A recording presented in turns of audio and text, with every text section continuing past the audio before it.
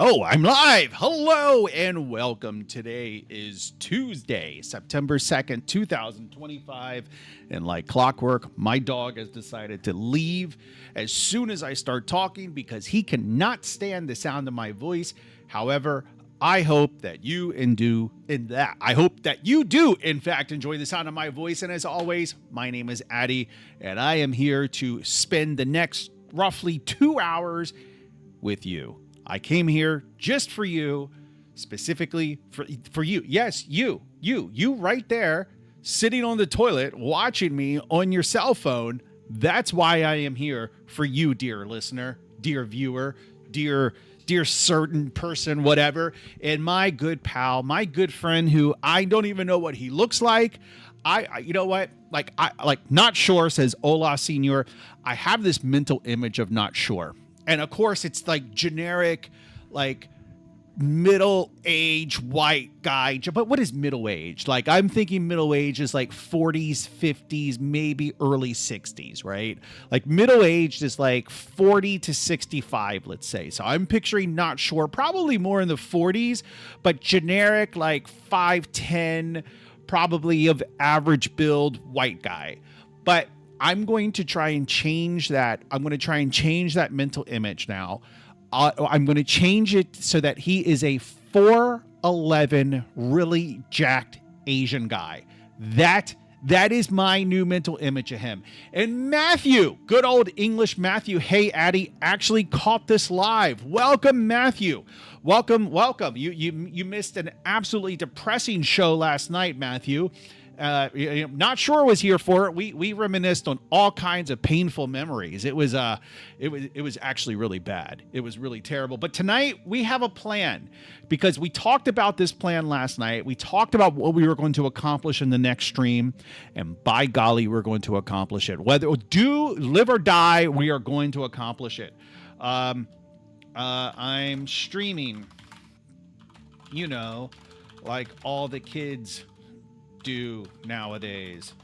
And then wait, okay, I'm talking to somebody on WhatsApp and I need to find the like hello fellow kids meme. Where is that? Hello fellow kids. There we go. The Steve Buscemi, like, how do you do, fellow kids? Like that's the meme I'm sent to. Anyway, we are waiting for Unity to load up. And remember what we were going to work on tonight. What we're going to work on is when a gunshot is fired, we want the NPCs to react.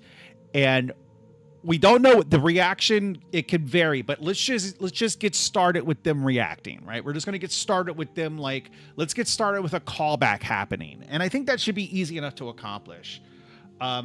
Be back. Oh my God.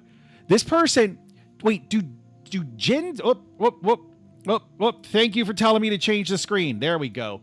Do young people not know what BBL means? Like, not Brazilian butt lift, but like, okay, like BRB. Like, everybody, like, do kids not know what BRB is? Like, BRB, be right back, right? Okay, you got that. What about BBIAB?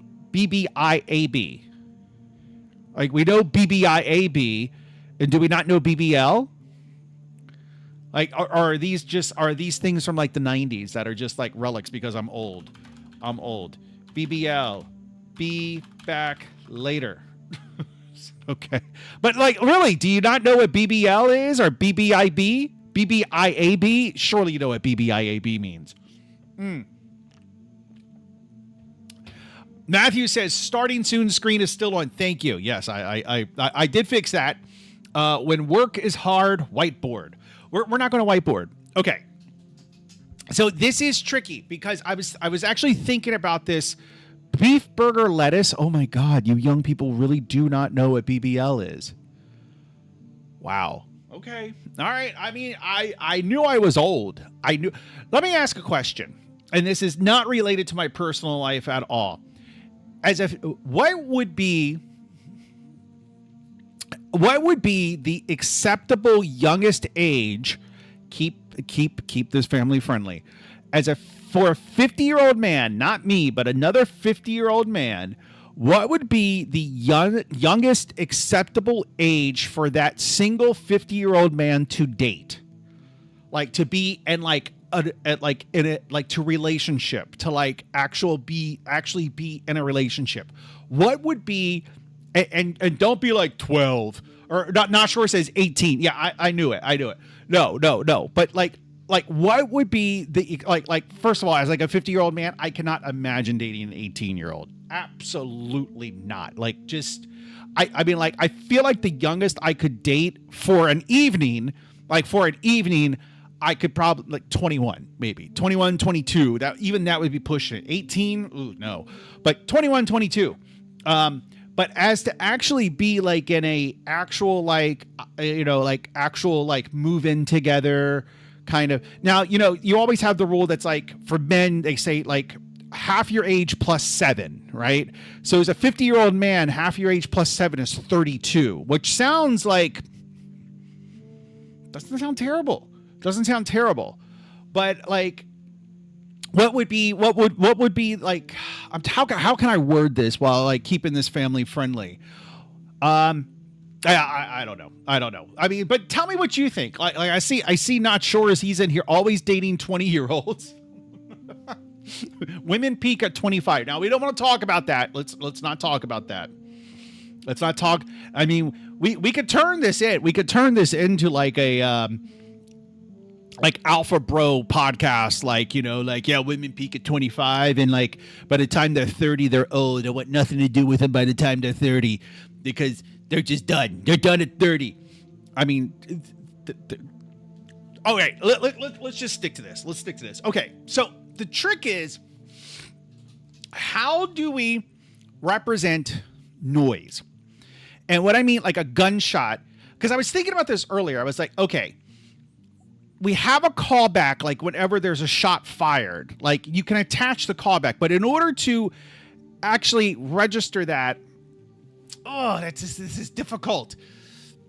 Because the thing, okay, where my mind was going was like, well, what if you have 100 guns? Now you have 100 guns, 100 callbacks, but then those 100 guns are going to have 99 callbacks, and it just like, it explodes really quickly. And then I was like, okay, well, another way to do it is like each time there's a gunshot fired, you could look in a certain radius or like a certain sphere or something. And within that, and every item within that radius, you could have the callback there. But here's the thing. It makes sense to me. And maybe this is not something we need, but it makes sense to me that you would have NPCs reacting to the gunshot of other NPCs. So now suddenly you're doing this sphere collision testing for every single, like if there's like a major gun battle going on, imagine you have like 10 or 15 NPCs shooting at the player, and you have like, of course my wife calls right now. Of course she does. I'm going to send her a link to this. Hopefully she doesn't hear the part about like, no, it's fine. I wasn't talking about me. But anyway, but like, so now you have like a bunch of like NPCs that are, you see what I mean? Cause it explodes like exponentially. Maybe it's not exponential. Is it linear? But anyway, so like, let's see, you got, what do we have? Let's put a guy here. Oh, no. That's not bad. That's not good. We'll put a guy there. We'll put a guy there. We'll put a guy here. Oh, these guys are getting bigger and bigger, right? So we got, what do we have? We have 1, 2, 3, 4, 5, 6, 7 guys, right? Now, let's say they're all shooting at this guy. They're all shooting at dude here. I'm kind of thinking, so, okay, so he shoots.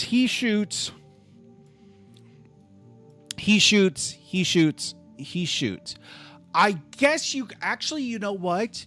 You could have it so that you are only going to respond to a gunshot when you're like in an idle state, right? So if the NPC is in an attacking state, it's already responding to the gunshots. So I guess it doesn't have to actually respond. Okay. So that's one problem kind of solved. Spheres are the most performant colliders. Yes, they are. Okay. Matthew says bonus point for using physics overlap sphere non-alec. Got it. And then Texas Red says, you're an NPC. No, your mom's an NPC. How about that? Ooh, burn. Oh my God, did I burn you? All right. Who's this person? Desbloqueame. No voy a desbloquearte. No tengo una razón para hablar contigo. Si estás escuchando esto, ¿por qué? No te quiero hablar contigo. Solo eres una maldita pendeja. No te gusta, no me gustas. No me gustas. Dejarme en paz, por favor. No quiero hablar contigo nunca más. Déjame en paz. All right.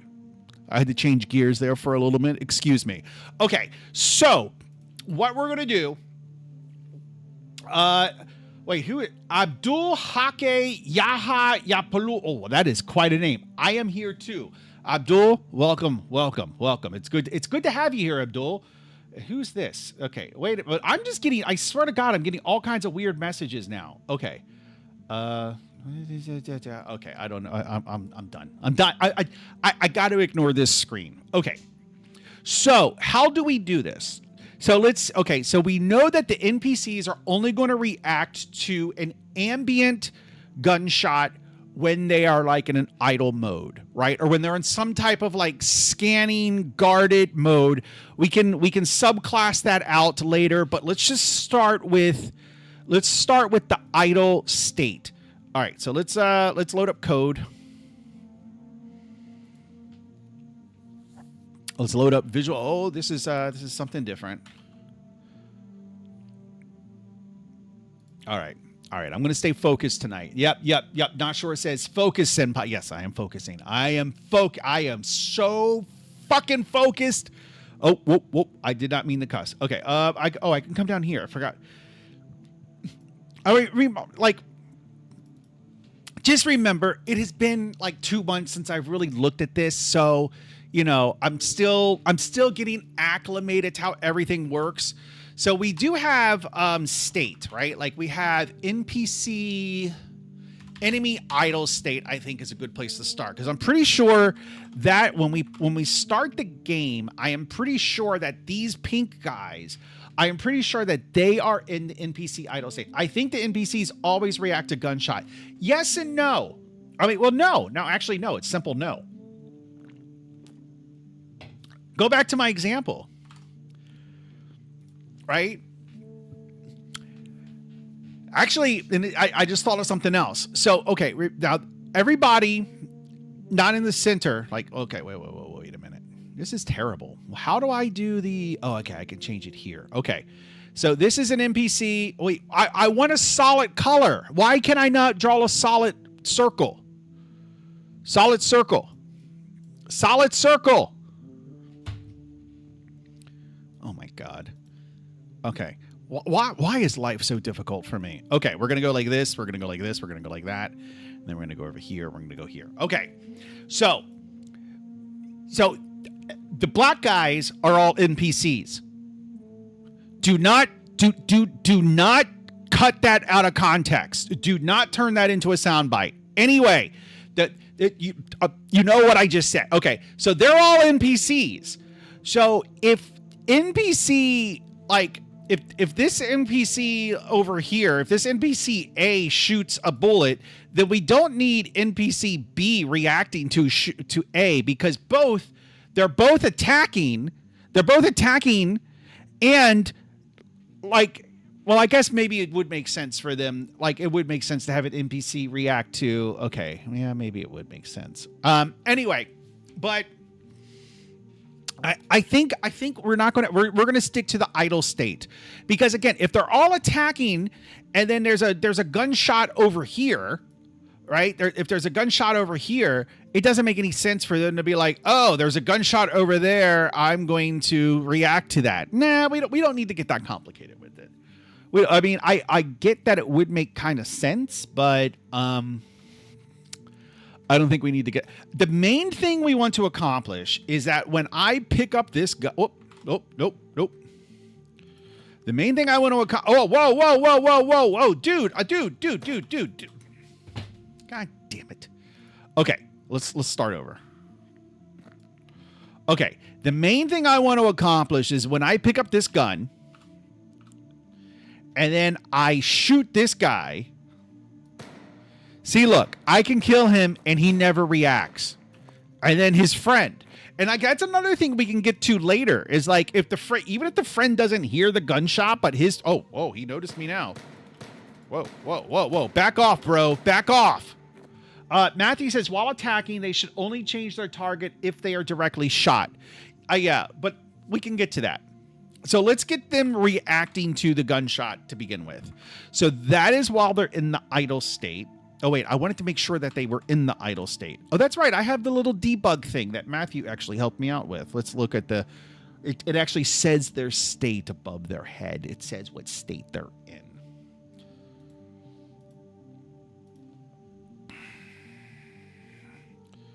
No quiero hablar contigo, por favor. Déjame en paz. Okay. All right. So reloading the domain. Reloading. All right. Come on. Importing assets. All right. How long are you going to do this? Okay. All right. So he is in, yes, enemy idle state. All right. Perfect. So how do we do this?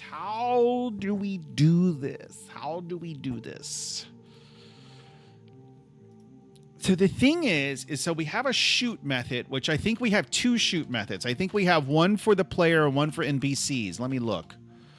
But then there's the, oh man. Okay. So I think we're only going to worry about the player. And here's why.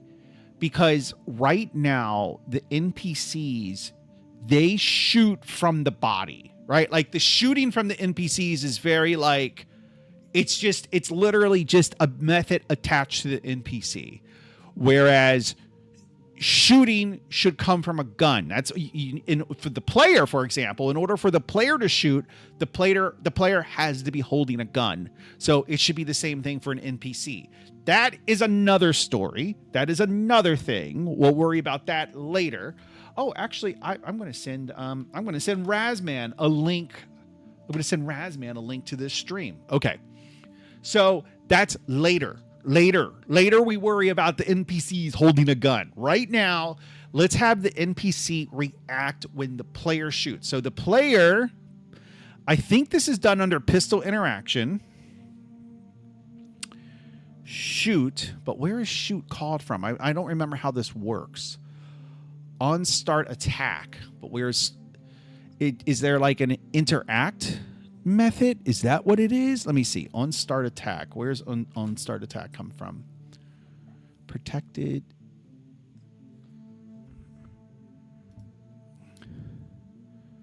On start attack. It's overridden, but where's it called?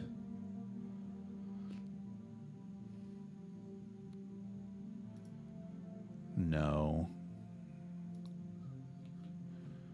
Where in the world is it called? Anime attack. No, wait. That's in the. Okay, so there's this attack method.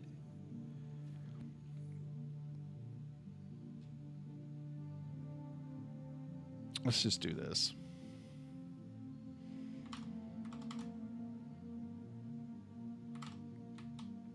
All right. Let's just set a breakpoint in the method and see what happens.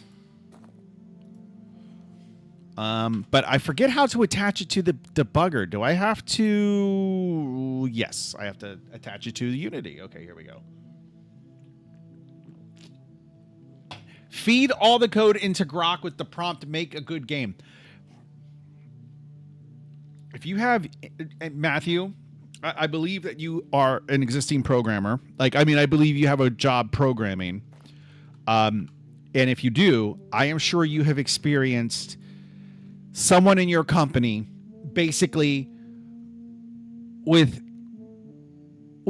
complete seriousness, with absolutely no joking, say something very similar to what Not Sure has said. Because I cannot count the number of times that I have had people basically say something like that to me at work. Well, can we just... So we have, at my job, we have a legacy UI system which was written in Ember JavaScript, Ember.js. And if you know anything about front end programming, which I do not, but I do know that Ember.js is like outdated. I do know that it's like outdated, antiquated. Nobody uses it. I mean, I think it's still supported. People do use it, but like nowadays, if you want a like I think nowadays I feel like a lot of front end programming these days is done in React, but I don't know. I don't know. Maybe it's something else. I don't know. But I remember we had a VP. This was about a year ago. He's no longer with the company. But with all seriousness, because we were talking about how it's becoming more difficult to support Ember.js. Oh, no. It's not even Ember.js. It's EXT.js. So we have UI legacy systems in EXT.js and then Ember.js. And he was like, well, has anybody just tried, like, can you just put the code into ChatGPT and ask it to convert it to React? He was dead serious. He was completely serious. It was said with no gist, with no hint of joking. Completely serious. Well, can you just put it in ChatGPT? Can they just do it there? Okay, so if you do, so when the mouse button is down on equipped item, mouse button is down, we have this item interaction, we have this attack method. Okay, all right. At least he left. He didn't leave so much as though he was told to leave. So that was, I mean, I actually liked him, except he was a little gung-ho. I had another guy maybe about a month or so ago. He was like really excited. He was like, I got to show you this. I'm like, okay. I forget the name of the website that he was. It was, Jesus, it wasn't ChatGPT. It was like some like Sonar Space or no, it wasn't. I forget what the name of the website was that he was all amped up about. And he's like, yeah, I went onto this and I asked it to create a blah, blah, blah, and a blah, blah, blah. And then look, it just generated all of this code. And I'm like, yeah, well, have you run it? No, but look, it just generated all of this in like a couple of seconds. I'm like, yeah, but yeah, did you run it? Like, I mean, like, like I understand that the CEO dream is to be like, cut the runtime of my app in half, go. And then it spits out the code. And then the CEO pushes another button that says publish. And then they sell it. And then it's done. And like, I understand that is the dream. I'm not going to say it's not going to happen, but I don't think it's going to happen in the next 5 to 10 years. And that's all I'm worried about, because that's about as long as I have left in my career. After that, I'm out. Zombo.com. I was just talking about Zombo.com a couple days ago. Zombo.com. Great. Anything is possible at Zombo.com. The only limit is yourself. Matthew, are you familiar with Zombo.com? Because if not, you're about to be. Zombo.com. This was the greatest thing in 1999.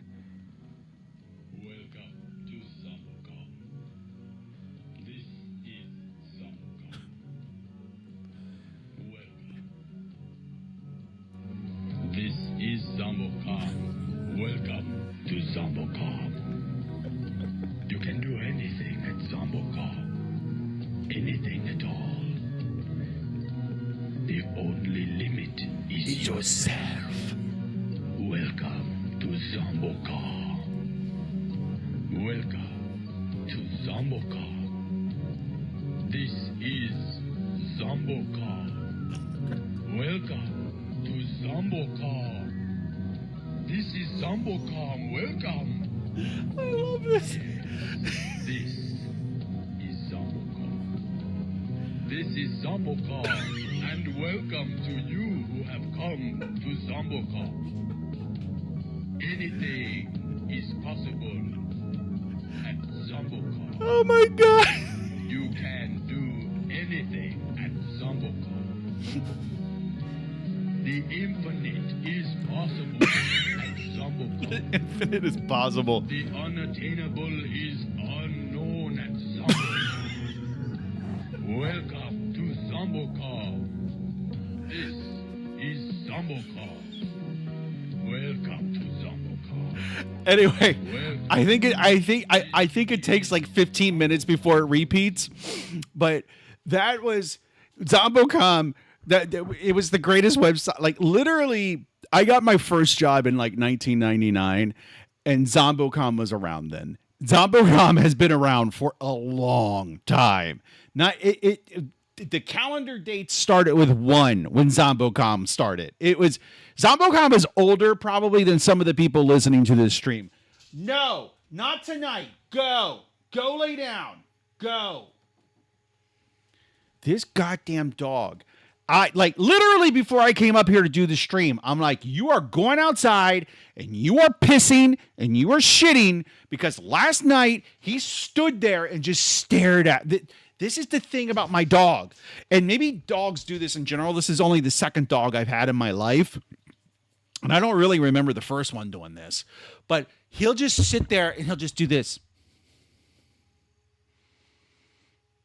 It just stares at me, and I'm like, and like I know that he's like, can we go out? Can I go out? I want to go out. I want to. So like last night when I was doing the stream, that's why one of the reasons I ended the stream early last night, because he was standing right here for fucking an hour just.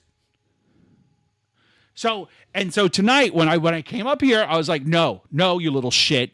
Like you are going outside, you're pissing and you're shitting before I do this stream, and then. Little shit. That's right. You run into the bedroom, you little bastard. No, I'm not falling for it. I'm not falling for his little antics. No. Ugh. All right. Where were we? Okay. So we were tracing how the attack happens. Oh! Okay. Calm down. I got to turn this down. I got to turn everything down. Okay. We were tracing how, and like I said, so it all goes back to this pistol interaction, and then it goes back to this shoot, and then we have this. So the only thing I don't like about this is that this is the pistol. The pistol itself has a callback when the shot is fired.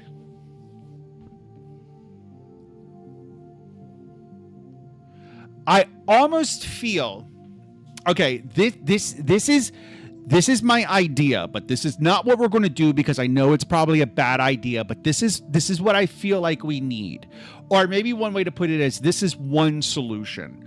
I feel almost like there should be some environmental object, like an environment object, and then items that exist within that environment can then register themselves to callbacks that the environment invokes, and that shooting would register a call, would invoke a callback in the environment. Okay, so that is what I'm getting at. That's a bad design. That's like probably not how it should be done, but that's where my mind is going.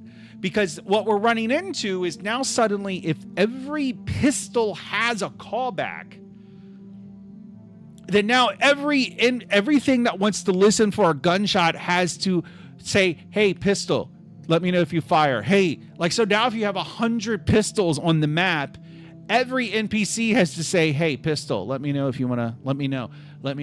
So that's not going to work. So what's another way to do this? Like,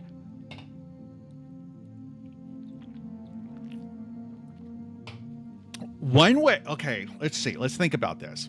Every pistol will play a sound. Is there anything built into Unity that can say, hey, this sound was played? But that kind of goes back to my environmental thing, right? Like it's the same kind of concept. Not sure it says colliders yet. No, it's not a collider. It's not a collider.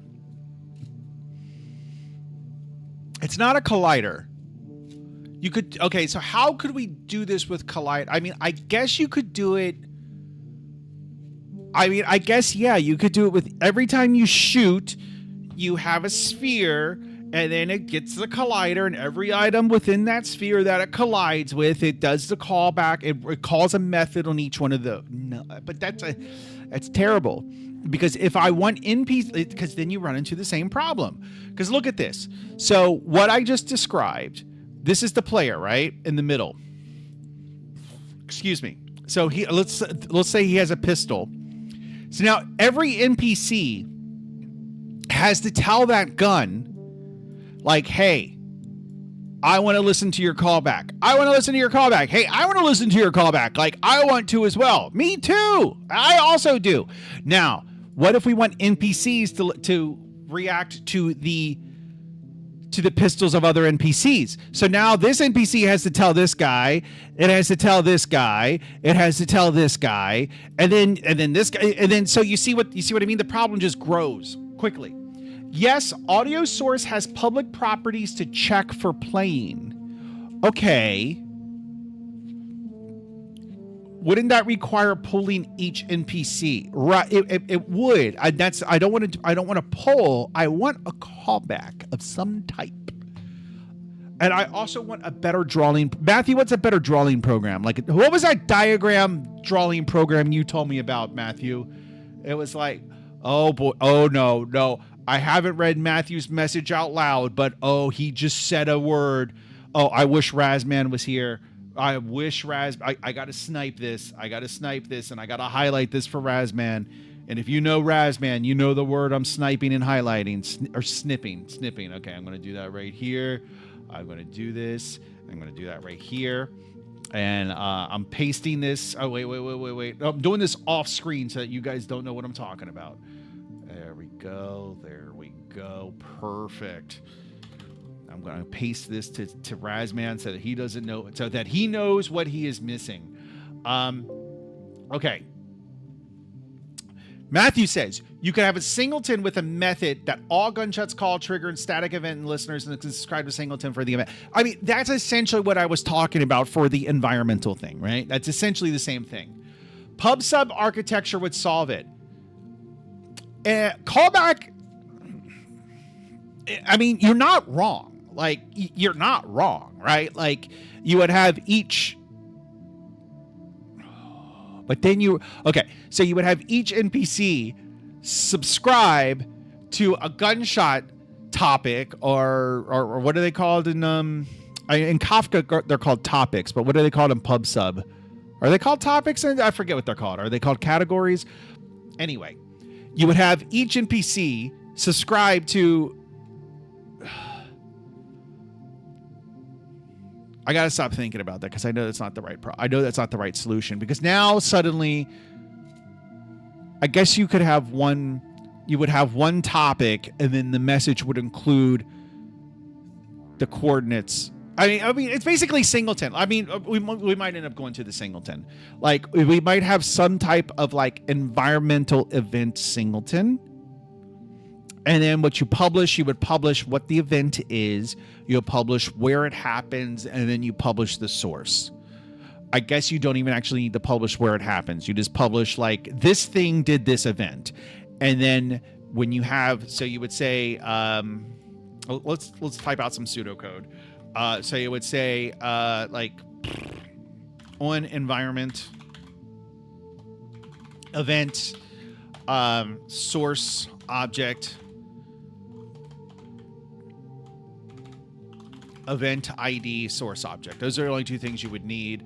Source object would you would know what source object is, right? You would have source object position, for example. Oh man.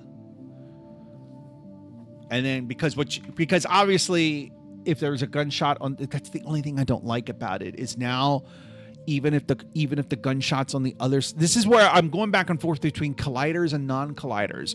Or I'm also thinking like, well, you could have like, as objects move, they could do a collision of what's around them and subscribe and unsubscribe accordingly to what's around them. But I don't like that either. We can make this with MQTT. We can always do a quick distance check in the event call too. Yeah. I mean, that's what I'm getting at. That's why you would have the position there. Distance is not that expensive, though it does have that square root call. It does have a square root, which can be expensive. So, we could do an inverse square root. Have you ever seen the inverse square root algorithm? Surely you have. You guys are computer nerds. I know Matthew has to have had. I mean, Matthew's written games, so obviously Matthew, if you do not know about the inverse square root algorithm, I will reach the computer and punch you.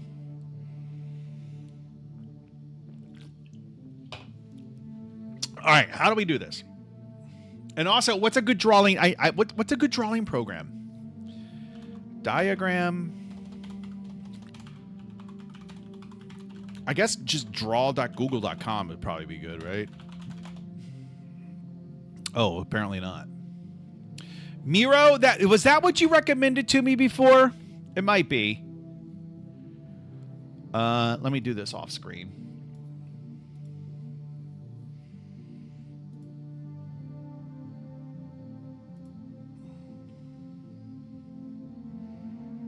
All right. Okay, apparently I signed up for this before. Blank board. All right, yeah. Here we go. All right. Yeah, now we're cooking with fire. Okay. All right. Maybe not. Oh, I've used this before. I'm pretty sure I've used this before. Oh, my God. Okay. Tell us about your role at work. How about it's none of your fucking business? Huh? Where's the none of... Okay. Oh, perfect. None of your fucking business. How's that for my role at work? There. Thank you. Thank you for sharing. You're welcome. All right, let me see. Oh, excellent. Okay. All right. So how do we do this? Let's draw the problem out first, because I'm doing everything I can to stall programming. All right. So let's see what we got here. We got this guy, and then we're gonna do we got green guy, right? We're gonna have green guy because green guy is our friend. And then we're going to have ourselves. We're going to represent ourselves in red. Okay. No. The enemies should be red since they are red. So we're going to be black. All right. Do not take that out of context. Okay. So we got green guy. And then like I said, we're going to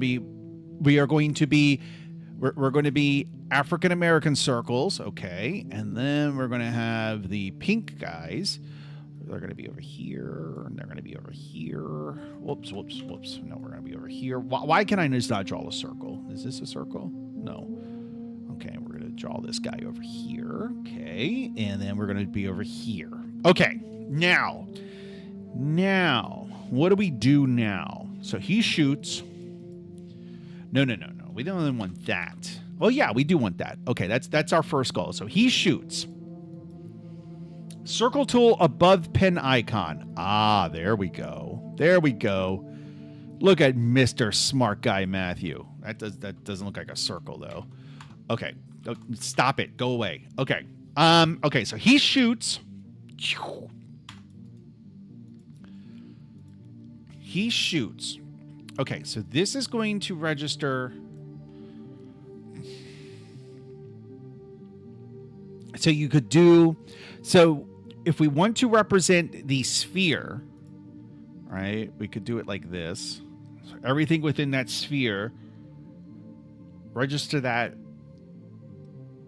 have the callback there. But then if I'm shooting over and over and over,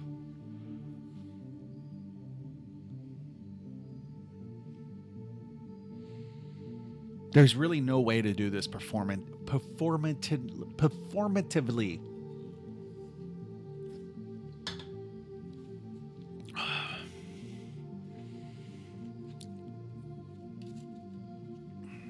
I wonder how they do it in like Grand Theft Auto.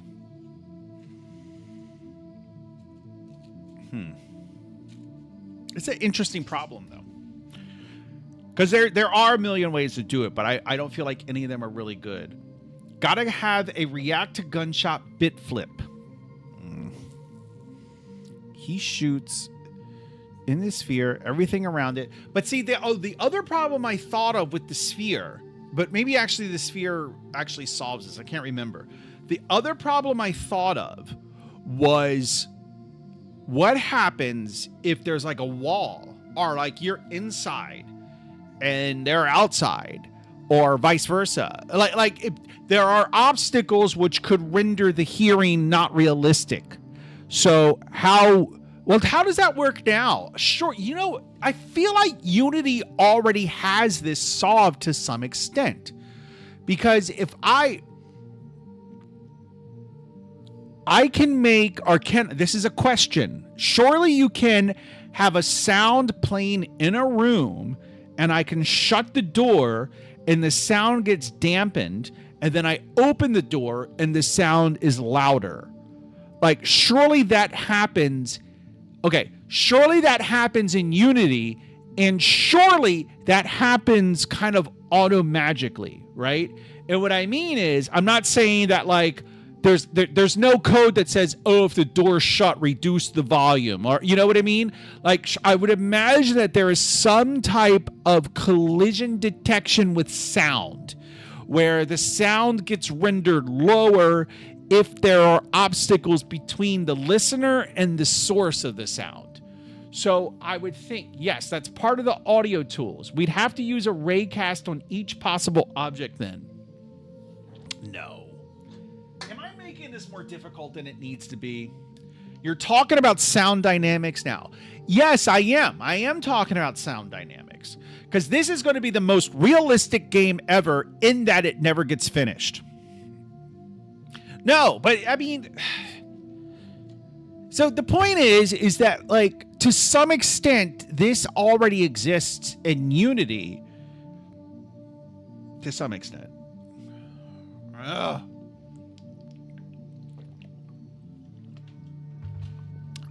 Let's see what Grok says.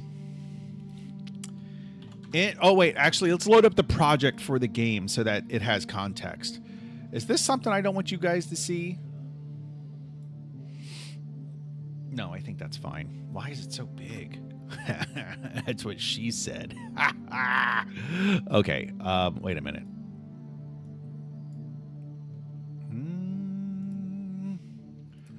Okay.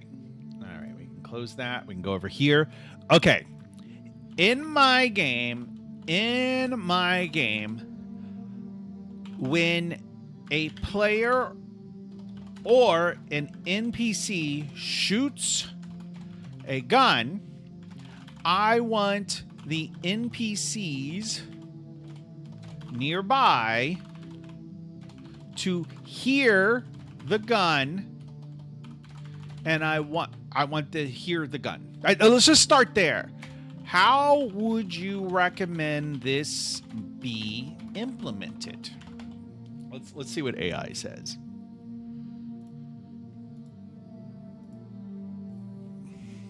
Oh, Texas Red is my friend David, apparently. Oh, yeah, no, don't confuse it. Yeah, no, he's the gay one. He's the gay one. All right, let's see. Thinking for a bit longer. Sound propagation setup. All right. Model the gunshot as an AI stimulus. Whoa. Not an audio clip. Okay. Broadcast a signal gunshot event with world position, bass loudness, and tags. Each NPC has a hearing sensor that evaluates range, fall off, and occlusion. Occlusion. I'm guessing occlusion is like how a wall dampens the sound. I'm guessing that's what occlusion is. It's like collision, but occlusion. Then raises an AI event if the stimulus crosses the hearing threshold. Do not pull every frame, emit once per shot, evaluate once per sensor. Implementation for Unity style constraints. So let's see what this did. Stimulus kind, sound stimulus. So we have gunshot, explosion, shout. Okay, fair. So we have this sound stimulus, which basically tells you what the sound is. It tells you the position, the kind, the loudness, the source, and when it was created. Central dispatcher. So what is this? So stimulus bus. That sounds very similar to MQTT and PubSub, doesn't it? I think Mr. Not Sure, or I'm sorry, Mr. Shore. I think Mr. Shore was on to something. Let's see. We got action sound stimulus on sound emitted. There's the event. Keep weak registration of sensors. Okay, so wait. List hearing sensor. I don't know. Oh, and then I see a register function. Ooh, I don't know about this. But you see what I'm seeing? Public static. Public static. This is actually a public static class. You know what that? You know what else that means? You know what public static means? Put it in the chat. Surely you know what that means. I'll give you a hint if you don't know what that means. Razman would know what that means. Public static. That's a singleton. May as well be a singleton. Yep, exactly. It's a singleton. So, okay, so we have a register and unregister. Emit. Okay, so weapon profiling. Scriptable object. Oh, it's a okay. So the weapon is a okay. So base loudness. So this is a decorator for the weapon itself. Okay, so basically it has this stimulus bus. Recommend distance. Okay, gunshot emitter. Gunshot emitter.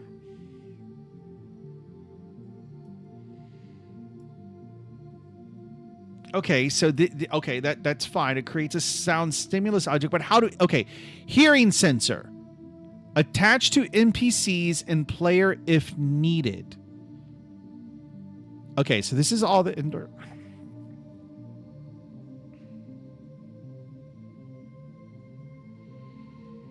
This is literally just, this is pretty much what I described and what Matthew described. This is pretty much an environmental, this is more or less an environmental event, but this is specifically an environmental sound event handler. That's pretty much what this is.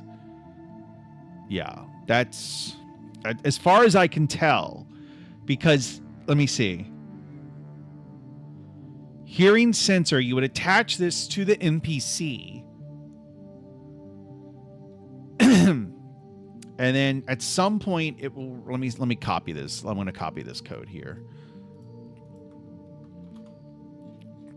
This is going to call register, I'd imagine. Register. Yeah. Stim bus register this. Sound emitted. Yeah. So this is exactly what I described. It basically is an environmental sound event handler thingamajig. Yeah, this is how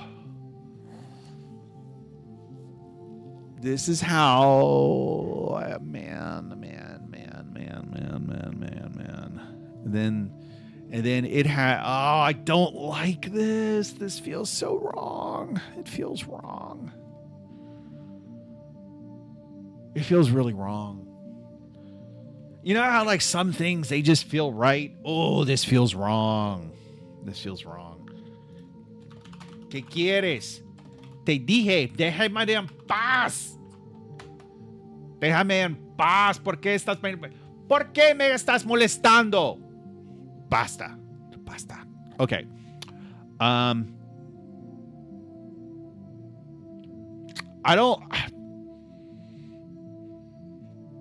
am not crazy about this because maybe it's not that terrible. I mean, you got a lot. Okay. Let me talk this over with ChatGPT. Me and my pal Matthew, a dirty Englishman, thought of similar solutions. However, I am concerned about the performance impact of this if there are many NPCs and many guns. What say you about performance? And also, what say you about Matthew being a dirty Englishman? Let's see what ChatGPT has to say.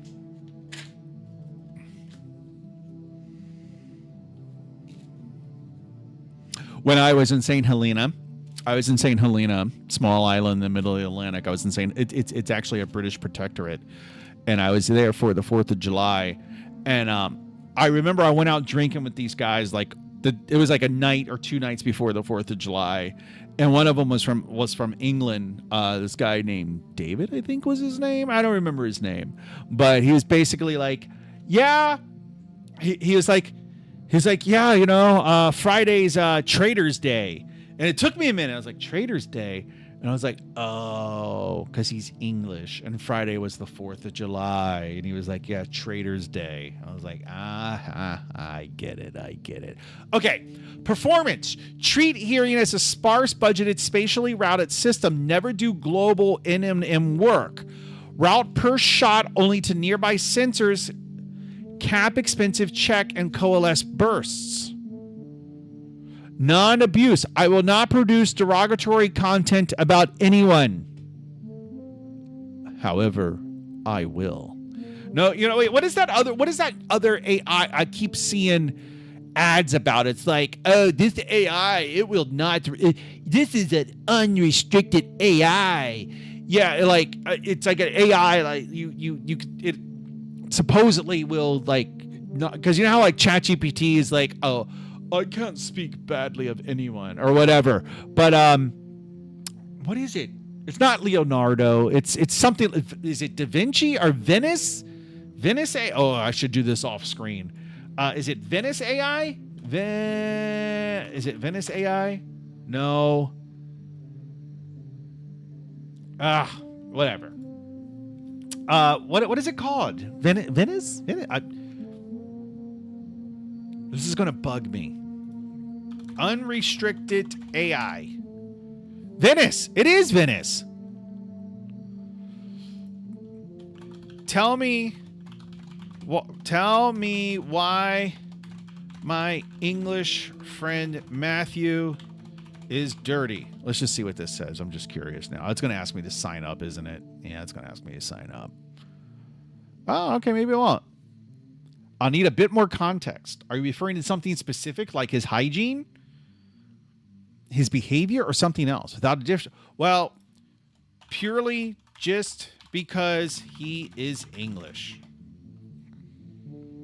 If you're suggesting Matthew is dirty purely because he is English, it sounds like you might be making a stereotype-based assumption. Oh, shut up. I don't need a lecture from AI. Okay. Okay, so why did it spit out a bunch of code? Uniform grid cell size. Oh, okay. So now this is getting really fancy. This is like, it looks like this is doing some grid-based system.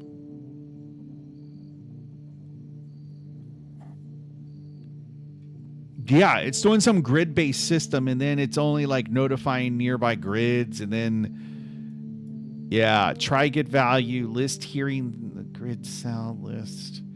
It's like looking cell by cell to see what's inside of it. It's red. Oh my God, this looks even.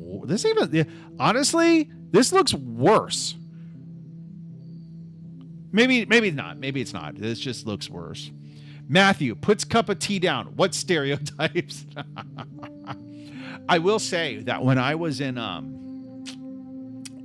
my singleton idea would be very few lines of code. I mean, it's I get it. It's not that much. When I was in Bolivia, it's interesting because when I started going to Bolivia regularly, like in La Paz, I think it's like 10 or 11,000 feet up in the air. La Paz, Bolivia, it's really high up, and so it is not uncommon to. It's 11,975 feet in the air. It's not uncommon to take a couple of days to acclimate to the high altitude when you get to Bolivia, and like it's something I've gotten used to. And so when I started going to Bolivia quite regularly, the first few times, like I would take a day or two to acclimate, but then as I started going more and more often, it didn't take me as long to acclimate. Like after a day, I would be fine. However, I have noticed within the past 3 years or so, I would say the past 3, maybe 4 years, it has taken me longer and longer to acclimate. And I'm wondering if it's because I'm getting older. And because I'm older, it's just it. So this last time I had a lot of trouble acclimating, and it was weird because like you don't understand. Like when you get there, like when I got there, it's like the first day, your brain's not getting as much oxygen. It's literally not getting as much oxygen. It's literally oxygen starved. And so, like, it's like the first day I was there, I just felt like drunk. Like, you just feel like lightheaded. Like, oh my God. Like, it's just, like, I felt it. Like, I felt it. So, I, like, when in Rome, do as the Romans do. And so I did what the Bolivians do, because I'm a proud American, but I also am a proud Bolivian. I'm actually not really proud of either, because I feel like being proud of your nationality is kind of weird, because I feel like you should only be proud of your accomplishments. And if anything, I do have some standing to be a proud Bolivian, because I had to go through all the paperwork to actually get my Bolivian citizenship. Whereas in America, I was born into it. So but it's like being weird. I don't know, like be proud of things you accomplished, not things you were handed. Anyway, I forgot where I was going with that. I completely lost my train of thought. I feel like I'm in Bolivia right now. Oh, so I did, as the Bolivians do at high altitudes, I started drinking tea. But in Bolivia, I drank a very specific tea. And that, of course, is coca tea. Not cocoa, not like chocolate tea. No, like cocaine tea. But it's not cocaine, it's of the coca leaf. Now, they make cocaine from the coca leaf, yes, but it takes a lot. But they sell... But the coca leaf is legal in Bolivia, and it actually has caused political strife, because like some of the best cocaine apparently comes from Bolivia, and the American government several times has tried to get the Bolivian government to outlaw the coca leaf in Bolivia. However, the coca leaf goes back millennia in Bolivia, because the farmers in the high altitudes, they chew it, and when it gives you like a little buzz, kind of like an espresso, or like a strong coffee. It gives you a buzz, and so the farmers, like whenever they try to outlaw it, they completely just like they revolt, and they're like there's upheaval, and so Bolivia's like, we're not outlawing it. I'm like, sorry, we're not, and like you go to the countryside in Bolivia, and there's coca farms, like there's farms, they're growing these leaves. Anyway, so I drank a bunch of the tea. Like every morning I would have some tea. I am not a tea drinker. I am a proud Diet Mountain Dew drinker. And, but the tea really helped. And so I bought a couple of boxes, and I was going to bring it back. And then I started reading. I was like, well, wait a minute. I remember this one time when I was about, I don't know, it was like 15 years ago. So I was like in my 30s. And I used to go to Bolivia quite a lot with my father. My father was born there. My father's from Bolivia. And so I always liked it, because it was like something that, like, my dad has 6 kids, and 7 technically, but who's counting? Anyway, but so it was always something like me and my dad would do, right? And it was like, I liked it. It was like me and my dad time. Like, it was like I actually had my dad to myself when we would go to Bolivia. And but I remember this one time we came back together, and he had a whole thing of coca leaves. I'm like, Dad, what are you doing? He's like, oh, no, I'm going to bring it back. I'll have some tea. I'm like, this is coca leaves. And he's like, what, do you think that they think I'm going to make cocaine from this? Because it was just a little bag like that big. And I'm like, I don't know. And he brought it back. He had no problem. He brought it right back into the country. No problem. So that was my thought. And then I started reading about it more and more. And I was like, you know what? No, I'm not going to. So I didn't bring any of the, but it's not like it's, but the thing that I was talking to somebody, I forget who it was, but the thing about the tea, it's not as though it's just in like a random plastic bag and you buy it at a vendor. It's like professionally packaged, like Lipton tea. Like it's an actual tea package. And so that's why I was like, I should try. And I chickened out. I didn't bring any back. I should have. I wanted to, but I didn't. All right. Okay. All right. I got to focus. Not sure. It says 12K is up there. I feel altitude at 5K. Yeah, no. I mean, I went to Denver. I think Denver is what, 6 or 7K? And like, I felt it in Denver. And not older but worse cardio. Yeah, I mean, but that's a result of getting older, right? Let's see, Denver. Okay, Denver's at 5,280. What's a mile? Isn't a mile like 3,000? How many feet in a mile? Are you serious? Okay, I mean, well, that makes sense why Denver is called the Mile High City. All right. Okay, focus. We're focusing, boys. We got to stay focused. Okay, stop getting off topic. Excuse me. We're staying focused. Okay. So,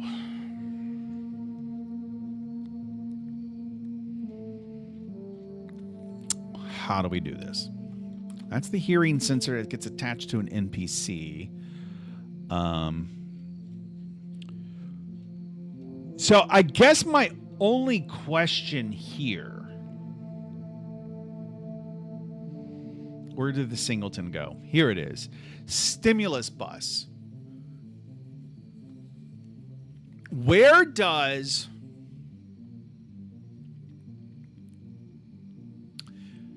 this is a classic observer pub sub pattern. Where does stimulus bus live? Or I guess it doesn't. I mean, I guess it doesn't need anything? How do we actually make the hearing sensor? That sounds like a fun bus. The stimulus bus. It does sound like a kind of a fun bus. I'd pay to ride on that bus. Okay, stimulus bus. I mean, do I simply just create a let's try this. Let's try this. All right. So it's been a while. So let's do here. Let's just create it here. Create monoscript. And we're going to call it stim. No. Stimulusbus.cs. Okay, we're going to do it there. Okay, easy. And then what we're going to do is we're going to paste that all in here. Okay, easy. Okay, so there's a bunch of junk in here we haven't filled in, but I'm super curious. Let's just put the sound stimulus stuff in the same file. We can do that, right? Okay. I mean, I like the pattern that the AI came up with, like this, it really should be like sound kind, but like gunshot, explosion, shout. Like I like that. And then I think the sound stimulus is a little bit of overkill, maybe, but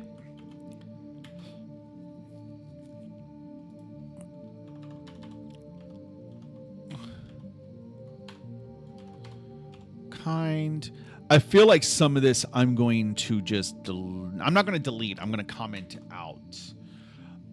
Singleton, I personally have separate scene that holds them for persistence, but you can create a new game object and stick it on there.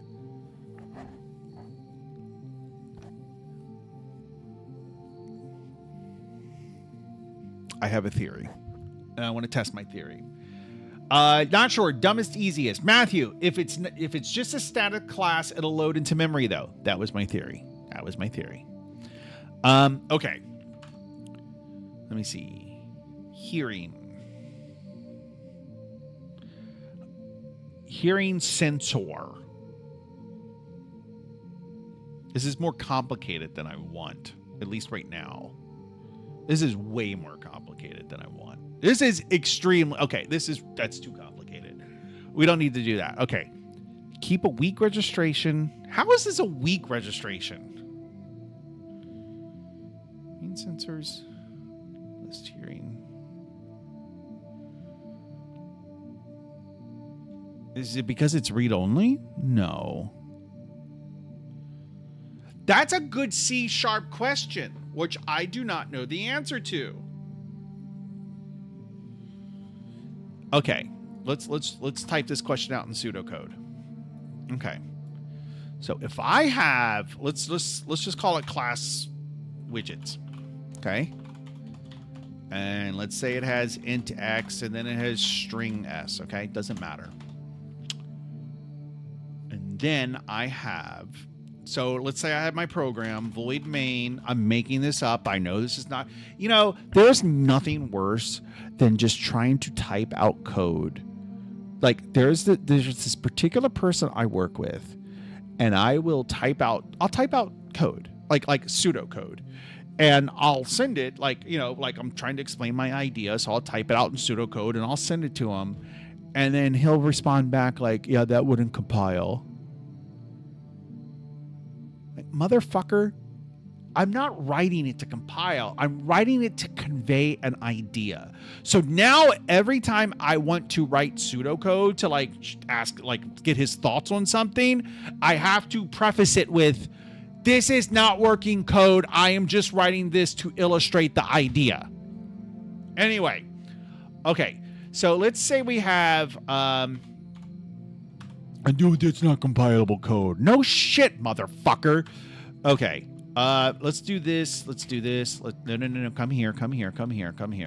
All right. So do one, then we'll do two. No. One, and then we're going to create a second one. No. We're going to create a widgets and we're going to call it W2. That's right. And we're going to do one. Okay, perfect. Okay. Would you please stop doing the squigglies? Okay. So now how do I'm trying to figure out how do I illustrate my question? Let's do it like this. If I have list widgets, right? Widget list, perfect. Mind you, this is a global variable. That's not my question.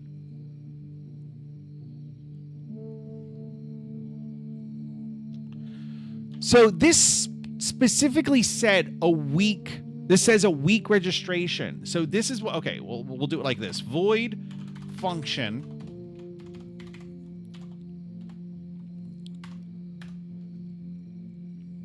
Come down here.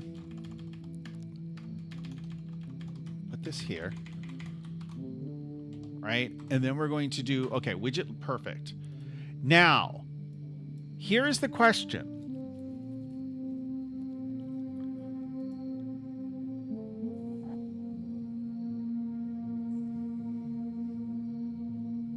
I might be, the reason I'm not speaking is because I think I'm answering the question in my head.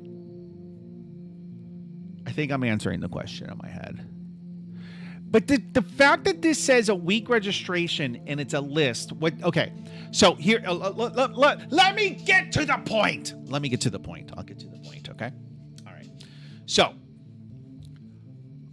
I know that what happens is these are new, and so that means that when I add this to the list at the end of this function, even though these variables go out of scope, these variables will still exist within add.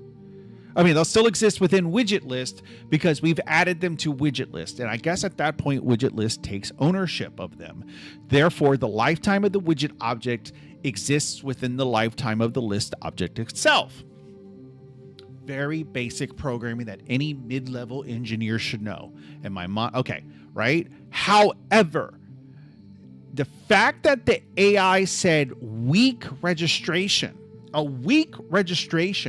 what that typically means is that if I have like a week list, or I've registered something weekly, not like bi-weekly, but like no strength, that means that the list does not have ownership of the object. And therefore, if this was a weak registration, this code down here would probably crash if it was like a legitimate weak registration, because by the time you get to this for each loop, those widget objects have been destroyed, although these are new. So maybe it's more like this. Although in C#, I'm not even sure what the rules are in C#. If I'm thinking in C++, Well, in C++, this is copy, and it doesn't really hold water. You would likely have a copy that happens here in C++. I think the word weak registration I think the word weak threw me off, because that's not weak. But it does bring up the question that in C#, how could I do it such that the list itself does not have any ownership of the object? And so I believe C# uses a concept very similar to like a shared pointer in C++, which is the reference counting. And if you don't know what the reference counting is, so in C++, you could do this in C++ very similarly. All right, and then let's just, that's going to work fine. And then you would have std vector. But what you would actually have is you would do using widgets pointer equals. So here's a shared pointer. And so the shared pointer has reference counting. So let's see. Vector. Okay. And then I do. Right. Okay. So the AI knows what I'm trying to do. So what happens here is we've created a shared pointer. And so when we create it, that pointer has one reference to it. We basically saying, hey, I am one thing looking at this pointer. I am one thing looking at this region of memory, right? And now when I do this pushback, I'm doing widget list pushback. Now, mind you, I am not pushing back an widget object. I am pushing back a pointer to the widget object. So this is very convenient because it saves me the work of copying the object, because instead I'm copying the pointer, and generally copying a pointer is not as costly as copying the object, right? Because objects are usually bigger than pointers.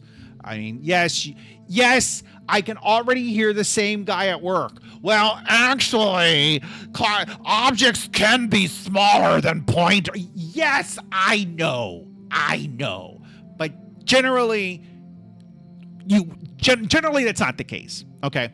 So but what happens is when you create a copy of this pointer, now mind you, up here I said the reference say I am one thing, you say, hey, I am a thing looking at this region of memory. So the reference count goes up to 1 because you've just said I am one thing looking at this portion of memory.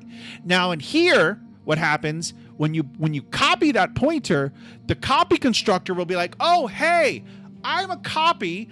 I am my own thing. So now I am also looking at this region of memory. So now you have two things looking at that region of memory.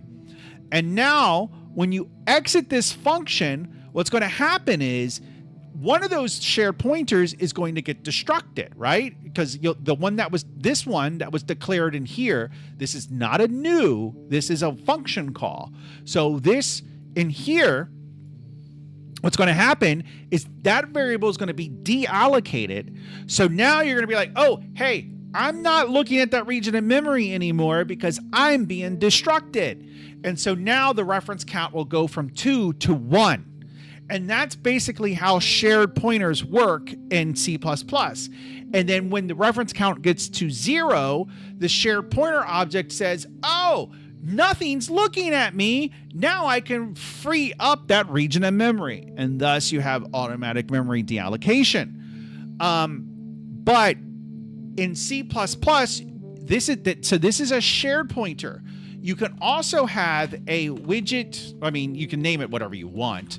If I could type widget weak pointer.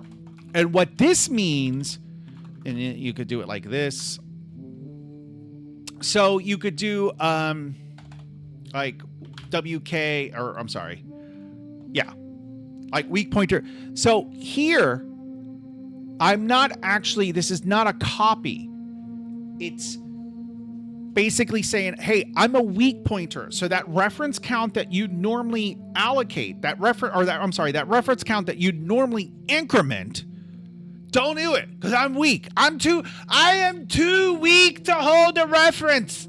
I am too weak. So the weak pointer is a way. Weak pointers are usually used in like child-parent relationships where you want to have, when you destroy a parent, you want that destruction to cascade down to the children.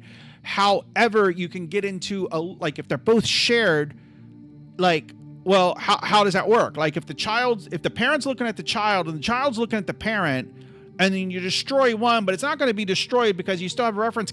So you need something. You'll get stuck in this loop where like everything's holding a reference to everything else, and so nothing's going to let go.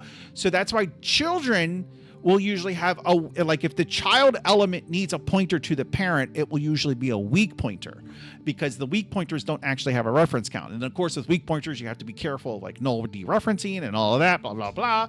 But that's what I started thinking when the AI said weak. I'm like, that's where my mind automatically went. Like, oh, so does that mean it doesn't have ownership? Or another way of putting it is, oh, does that mean it's not going to count as a reference to that object? But I don't think that's what the AI meant. I think the AI just wanted to fuck with me. Fuck you. So sick of this. Don't you love this stream? We do so much programming. Okay. All right. Let's do this. Stimulus bus. Matthew's favorite bus. I'm not a big fan of this. The AI wanted you to talk about weak pointers for a bit. I love weak pointers. There's weak pointers, shared pointers. What's the other one? God damn it. Do not tell me. Do not tell me. There's another one. Weak, shared. Fuck. Come here, boy. Come here. You want to sit on my lap? There's a third type of smart pointer, and I cannot remember what it is. Weak, shared, unique. Unique. That's what it is. Unique pointer. A unique pointer is just a pointer that can't be copied. And that's really good when you really, really want to enforce that things are going to be destructed at a certain time. That's one of the things that's like really kind of got me a little uncomfortable with C# is like, I'm still not quite sure like when a copy happens as opposed to a reference. Like in the code that I typed over here on the right-hand side, like, is there some concept of a pointer, which I guess is just a reference? Like, what is new return? Does it return a reference to a widget object? And thus this add will copy the reference into the widget list? Like what is actually happening there? You know what? We're going to find out. C#. No. I think Godbolt has an actual, let me see. I think this has a C# compiler. Okay. Yes. I know. Okay. Yeah. C#. No? Sharp. Okay. Let's try this. Compiler Explorer for C#.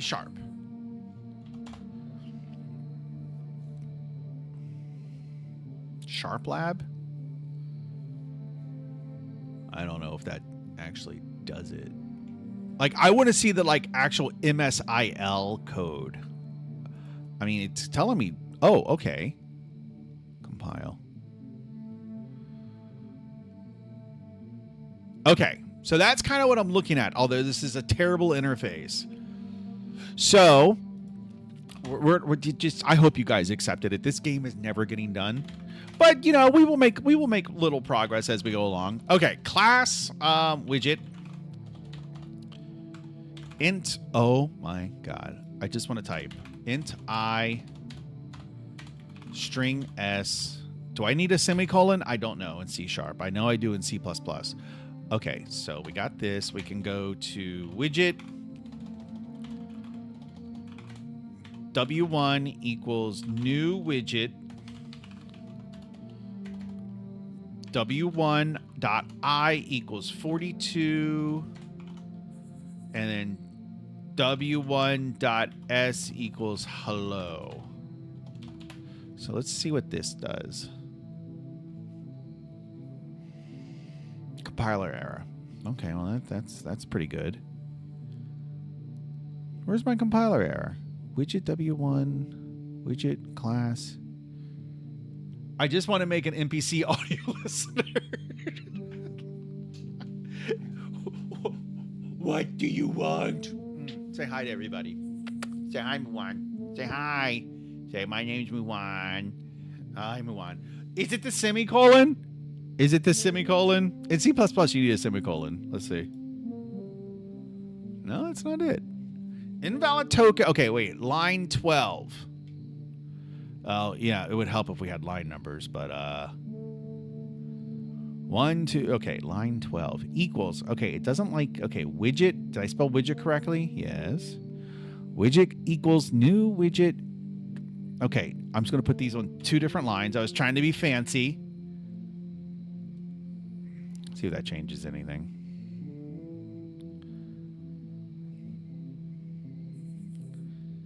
Invalid token equals in class or record structure.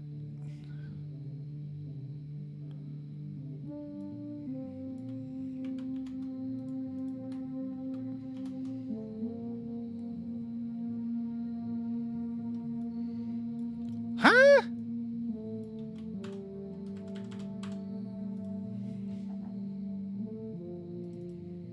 What am I missing, boys? Widget W1 equals W. I mean, this looks like valid C# to me. What am I missing?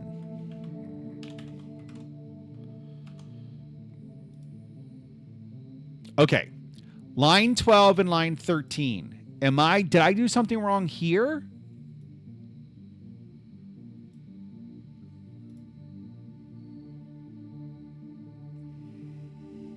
I am so confused.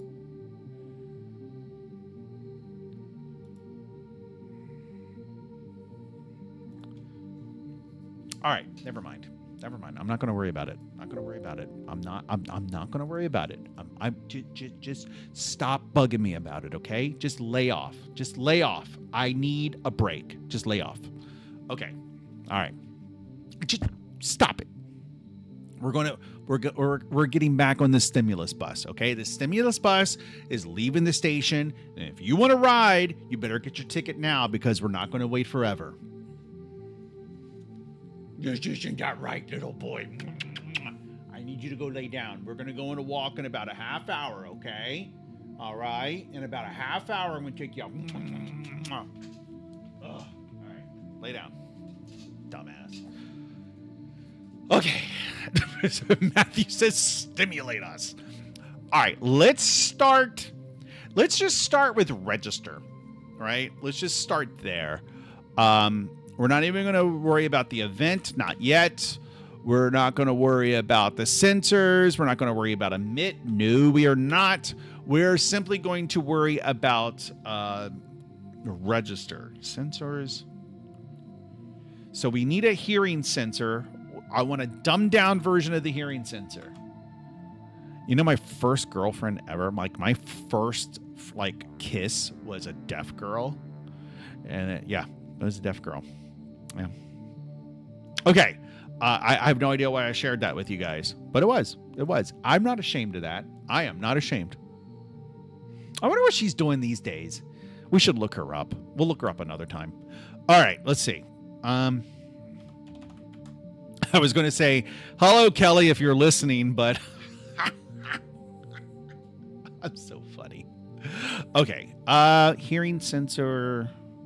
Like, we don't need a lot right now. Let's just try to find something. Indoor multiplier. Like, this is interesting. Like, indoor multipliers to tune indoor-outdoor differences. Ears. Oculators. Unheard.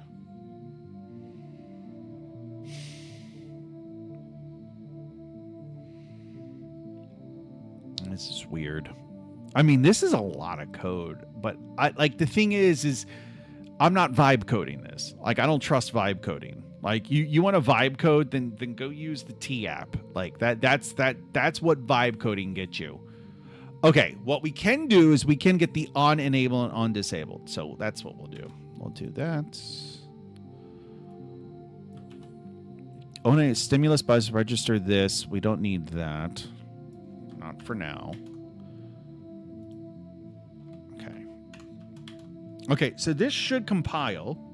Sound stimulus. Hearing sensor. Hearing sensor. Let's see what Unity has to say about this compiling. Using clause must precede all other elements defined in the namespace.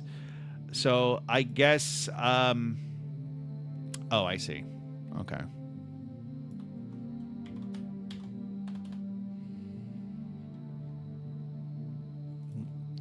Matthew says this isn't a startup with hopes and dreams.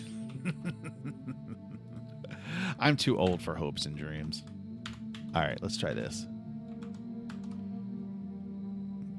You know, I remember this one time. This must have been close to 15 years ago. I was writing. So look at this mess. Look at this mess, right? Like, look at this mess. So I was new on this project at work, and I was still trying to learn like what the project did, how it worked, like what exactly it was. And I was given this feature to write, and I was still trying to learn like what the, I mean, I knew what they wanted the feature to do, but I was still trying to understand it. Right. Like I needed, it's not that I wanted to, I needed to understand it on a fundamental level, what the goal was and exactly what they were after.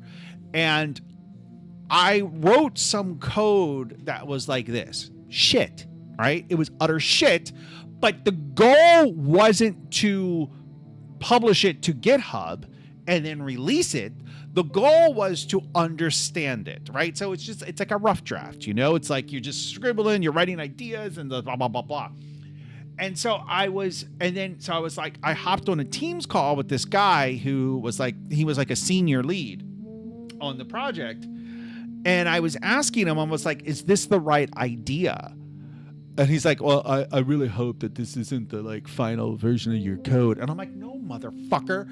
I just asked you, is this the fucking idea? Like, I want to know, is this the, like, do I have the idea correct? Like, no, this is not the code I am going to push into GitHub. No, I asked, is this the idea? Okay, well, you know, because this really looks like it was written by a high schooler. I'm like, fuck you. Yeah, you know, oh, so I'm still pissed off about that. All right, sorry. Let's, all right, so I need to attach a hearing sensor. Why do I keep saying it like that? Hearing sensor. So I guess if I remember how to do this, wait, wait, how do I do that?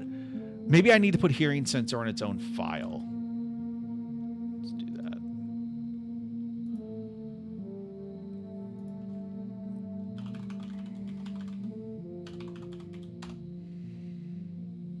Okay. And then we can just good old copy that over. Oh my God. Stop it. All right. Okay. Let's see what happens.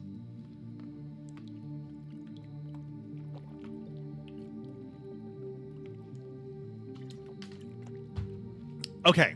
So. Okay. It compiled. Now I need to remember how, like, I created these guys. Like this guy. Where are you? Are you a prefab or what are you? Where did I put him?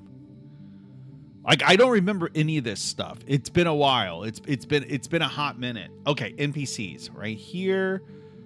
Enemy NPCs. Perfect.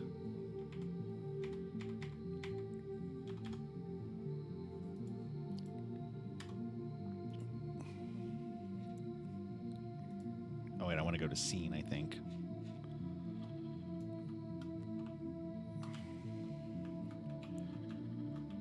Oh man. Okay. Now, how do I do this?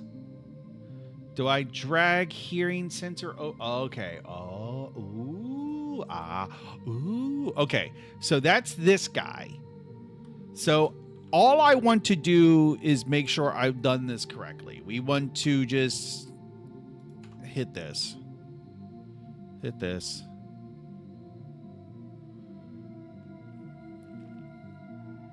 And then let's we should hit some breakpoints.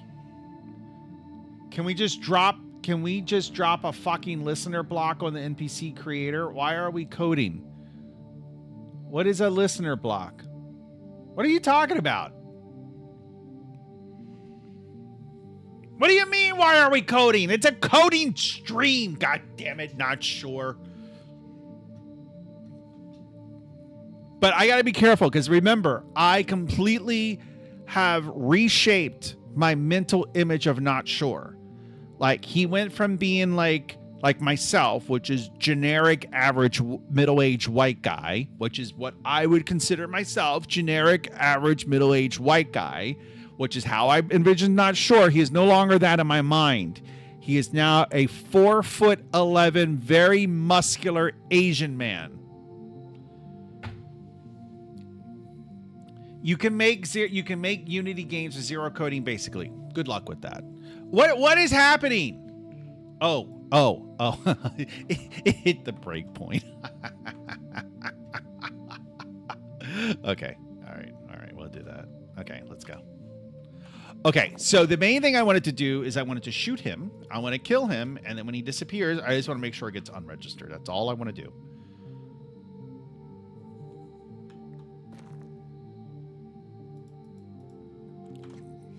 Oh, okay, no.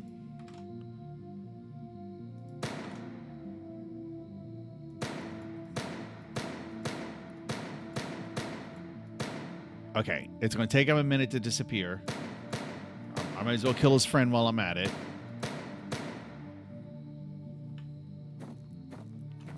Okay, disappear. Okay, perfect. It hit the breakpoint. Okay. So I remembered how to do that much. Look at what we accomplished tonight. Okay. So this actually kind of gets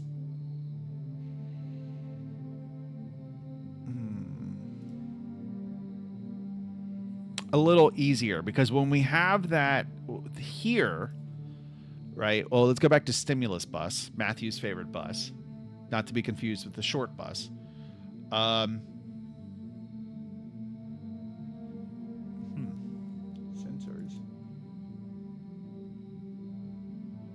Okay, so it's just a pub. That's just a okay. This one sound emitted. So that's just the event.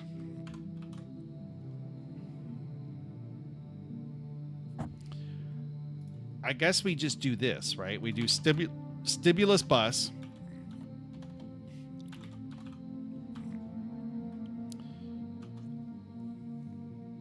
Right. Position should actually be like the transform or whatever it was. What was it? I render main camera.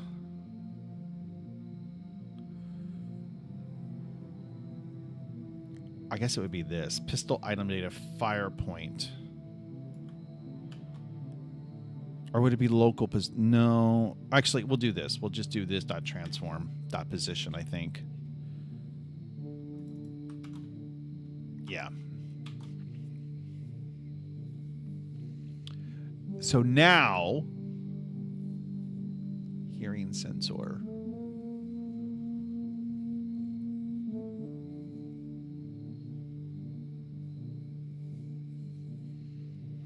Okay.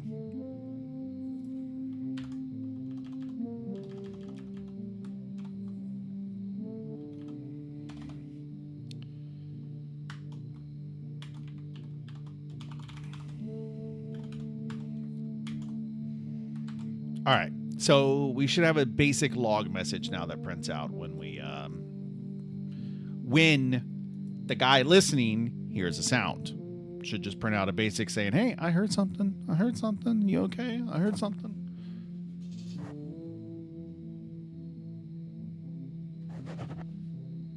I swear I just heard something.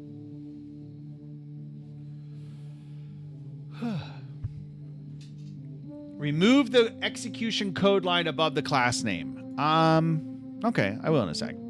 I'm not sure if it's really doing anything right now. I'm not honoring it, I don't think. Or is that like a built-in C# thing? Or a Unity thing, maybe. Did we get a log message?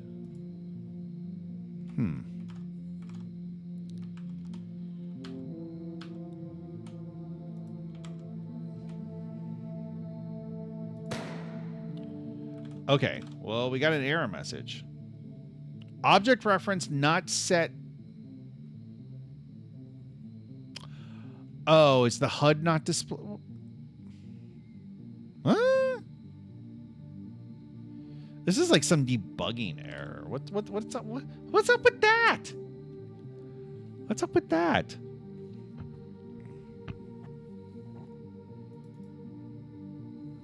Hell if I remember what's going on with the HUD.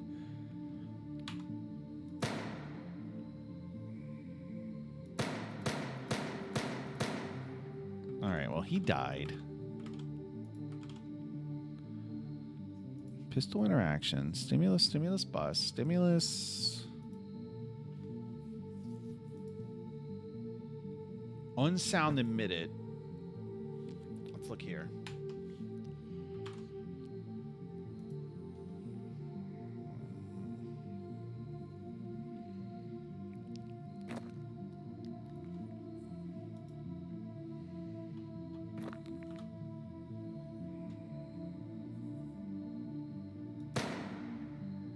Okay. Heard gunshot. Okay. Heard gunshot at, and then I'm going to guess, let me see. If I go over here. Yeah, the location changes. Now, if I get really far away, it's obviously going to still hear the gunshot. Is the stimulus bus a singleton? Yes, it is. Yes, it is. See, here's the thing. I'm like really, really far away. And it still hears me. But that's where we would just like a distance check. We can even go on the other side of the mountains over to this other island over here, across this bridge. And look, he's still hearing it. He still hears it. I can even go underwater into the ocean, and he can still hear the gunshot. That's fine, though. That's fine. But that's as simple as just doing a simple little like sound check. Do you realize it took us 2 hours just to do this? Just to do this. Okay. I'm a little distracted, boys. I'm a little distracted. Oh, does it show the audio level? No. I don't know that we have any of that code in there. We would just do it by the distance. But of course, okay, so like the AI is doing quite a bit of stuff. Hearing threshold, cooldown seconds. So what it does is it looks like it's attaching the fire time to the event so that when you respond to the event, you can see how long ago the shot was fired. So you can tell, therefore, because the time will, the sound will dissipate as time goes on.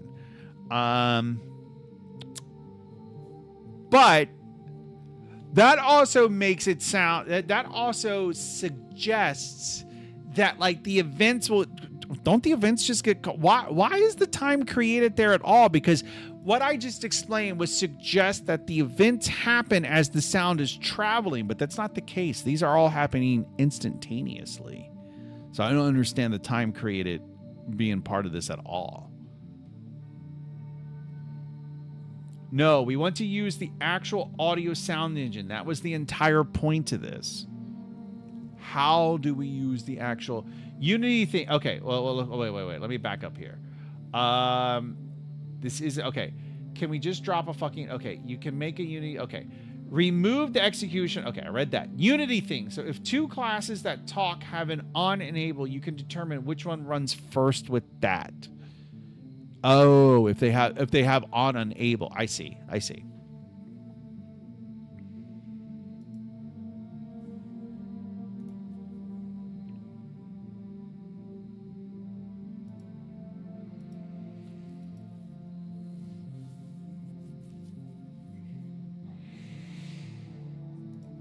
I am curious as to how AI is using some of this stuff, like hearing threshold.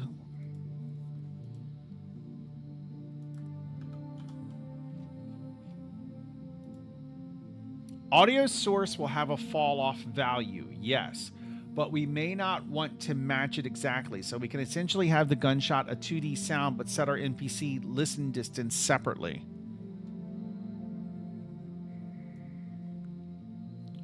So wait, if I attach the audio source to the sound event, can I look at that object and say, oh, well, I guess you could say how far away it is. I would imagine that would be part of the audio source. But is it going to tell me how loud the audio is according to where I'm at? I don't think it will. I would be surprised if it did. It would be nice if it did, or maybe there's some built-in function that says, here's my audio source. What are its audio properties according to this position? And this position would be where, where you're standing or whatever. No, that doesn't make any sense either. No. I explained that completely wrong.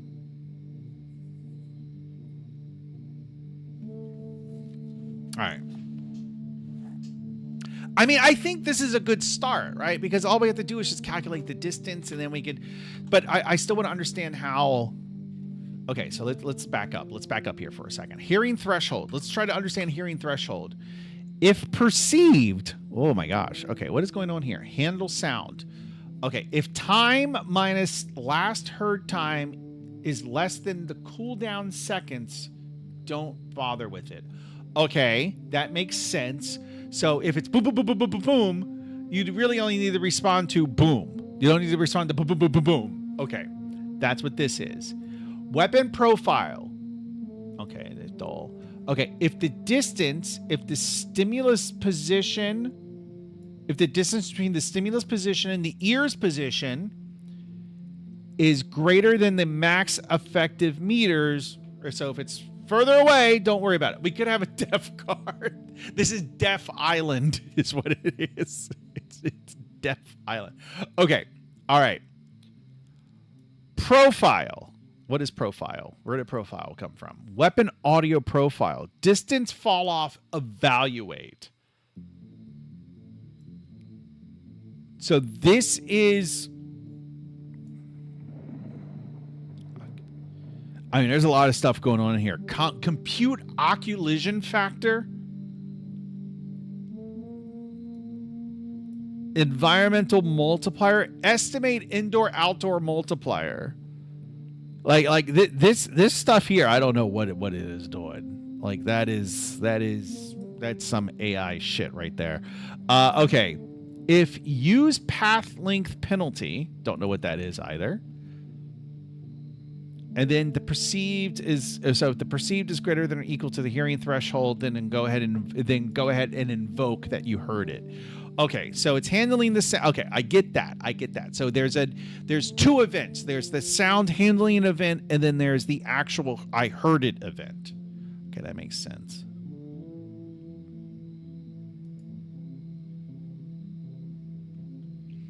Compute occlusion factor. All right, boys. This is what we do. This is what we do, boys. You got it? You got it? No. Okay.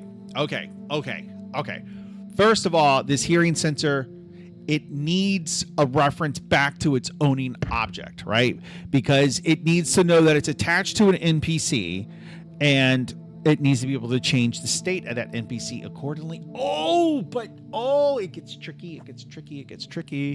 it gets tricky because you would want to have different behavior if it's a friendly NPC or an enemy NPC. Oh, it gets tricky. Okay. All right. How did we do this before? If I have like an object here, let me see.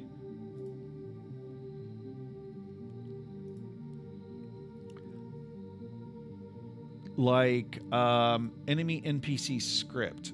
Like if I'm in the hearing sensor script and I could just take that. There's no reason the enemy NPC script couldn't just be this hearing sensor. I mean, look at the hearing sensor, right? So let's see. It's been a while. It's been a while since I've looked at this code, okay? Next time I go away, I will do streams. I will do streams so that I don't forget this code. Next time I go away, which will be in November. I think. Well, I might be going back to Bolivia in October for the election for the second round. They had an election a couple weeks ago, and then they're gonna have a second round. So I'm probably gonna go back to Bolivia for that election, and I'll probably maybe I'll stream if you're lucky. But then I'm spending Thanksgiving in Iceland. Anyway, okay. So yeah, I think what we can do is okay, so this is enemy NPC, base NPC. Okay, patrol state, default state. Start. I'm trying to remember how the whole state machine works. I don't remember how the state machine works. Like I literally, okay, so base NPC has a state machine. Let me see, base NPC.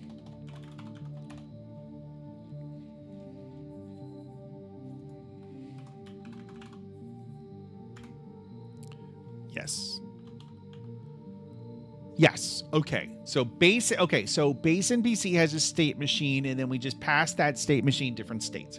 Got it. Excellent. Okay. So we don't need this hearing sensor bullshit because Matthew sucks and should have known that and should have told me that. But no, he had to be all English and be like, oh no, I'm going to let him figure it out on himself. Like that. I imagine that's how Matthew talks. Like I assume that's how he talks. Okay. I mean, and not sure, let's be honest. Like we both assume that's how he talks. Like, okay. So we could do this. And okay, well, there's start. So I guess we could, let's see, let's collapse these unit tests. Oh, come on, nothing. Why is collapsing code in C# so difficult? Like literally Visual Studio Code has a big issue with this. I do not understand why. Private void on enable.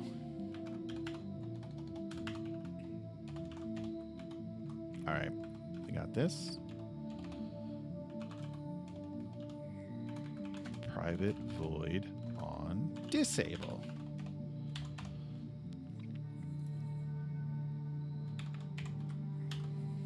I think the AI completed it for me, but it's all right.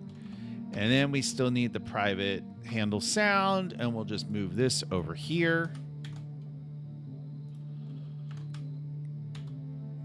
Okay, so I don't think we need this hearing sensor at all. We do need the stimulus bus, so Matthew should be happy about that. But I don't think we need the hearing sensor, so we'll get rid of that. Yes, delete it. Did I make a typo? Yeah. And honestly, this should probably be in the base NPC class. And then it should be a virtual handle sound event. The default could just let's do that. Let's just do this right.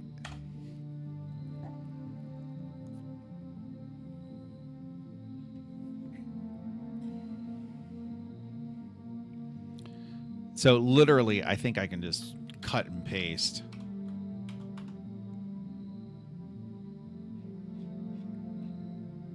I'm just going to put it at the bottom. Oh, wait. I need to make sure there's not already on enable.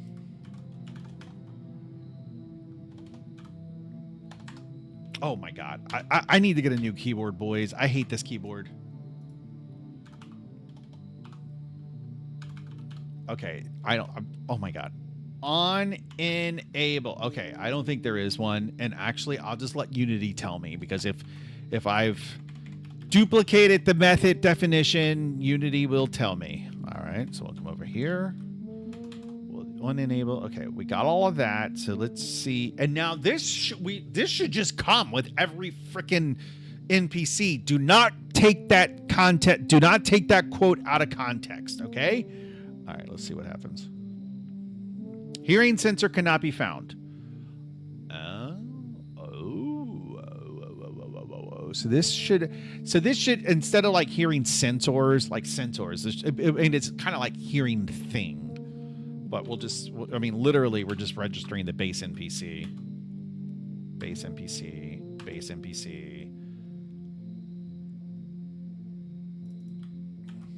base NPC, base NPC. I live in Manchester, have lived in Newcastle. I hear different accents every day.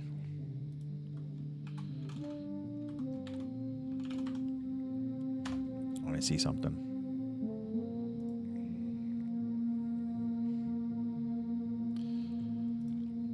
Manchester, England accent. Let's hear it. Let me turn the music down. Hello and welcome back to this British accent series. Today we're back up north and we're looking at the Manchester accent. Okay. So who is going to help us? This is Cora. Hi, Cora. Cora is Oh, from you're a Manchester. cutie, Cora. That means she's a Mancunian, or some would say a Manc. Are you a Mancunian, Matthew? Hello, No, he's Cora. a Matthew Hello. Cunian. There are many variations Okay, of the just speak. Trouble.